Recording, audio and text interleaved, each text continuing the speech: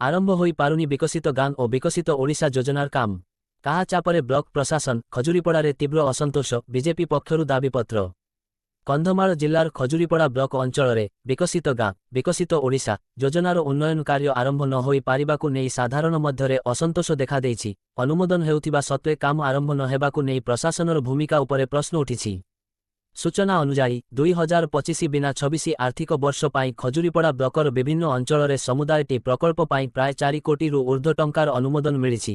ଏହି ପ୍ରକଳ୍ପଗୁଡ଼ିକ ଶୀଘ୍ର ଆରମ୍ଭ କରିବାକୁ ସାଂସଦ ସୁକାନ୍ତ କୁମାର ପାଣିଗ୍ରାହୀ ଓ ବିଧାୟକ ଉମା ଚରଣ ମଲ୍ଲିକ ପକ୍ଷରୁ ବ୍ଲକ ପ୍ରଶାସନକୁ ଅବଗତ କରାଯାଇଥିବା ସତ୍ତ୍ୱେ କୌଣସି ପ୍ରଗତି ଦେଖାଯାଉ ନାହିଁ। ଏହି ପରିସ୍ଥିତିକୁ ନେଇ କାହାର ଚାପରେ କାମ ଅଟକିଛି କି ବୋଲି ସାଧାରଣରେ ଚର୍ଚ୍ଚା ଜୋର ଧରିଛି।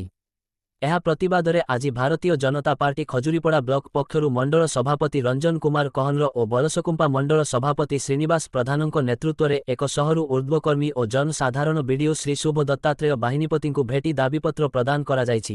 ଦଳ ପକ୍ଷରୁ ସ୍ପଷ୍ଟ କରାଯାଇଛି ଯେ ଯଦି ଏହି ଯୋଜନାର କାର୍ଯ୍ୟ ତୁରନ୍ତ ଆରମ୍ଭ ନ ହେଉ ତେବେ ବ୍ଲକର ଅନ୍ୟ ସମସ୍ତ ପ୍ରକଳ୍ପ କାର୍ଯ୍ୟକୁ ମଧ୍ୟ ବନ୍ଦ କରିବା ଦାବି ରହିଛି। ଏହା ନହେଲେ ପଞ୍ଚାୟତ ସମିତି କାର୍ଯ୍ୟାଳୟ ବନ୍ଦ କରିବାକୁ ବିଜେପି ବାଧ୍ୟ ହେବ ବୋଲି ସତର୍କ କରାଯାଇଛି।